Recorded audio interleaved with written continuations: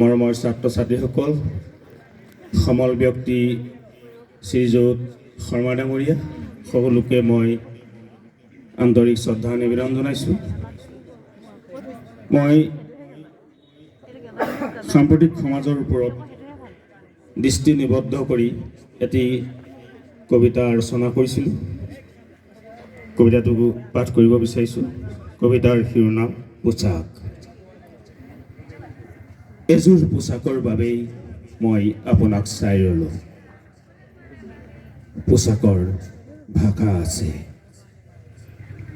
পোচাকে শৰীৰ পৰিধান কৰে, পোচাকে পোচাক হৈ হাঁহি মাৰে।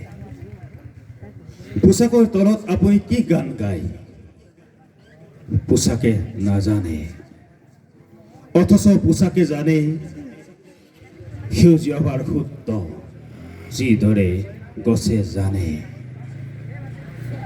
পোচাক কেৱল নগ্নতা থকা অথবা যাৰ জহৰ সীমা নিয়ন্ত্ৰণৰ মাপকাঠি নহয়। আপোনাৰ পৰা মোলৈ আৰু মোৰ পৰা আপোনালৈ লিখে কিছু বতৰা। পোচাক এক দায়িত্বশীল ঘৰ।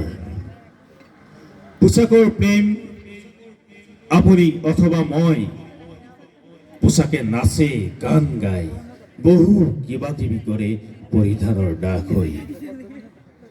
পোচাক বিশাল আকাশৰ বিপৰীতে পৃথিৱীৰ এক অনন্য সভ্যতা। ধন্যবাদ।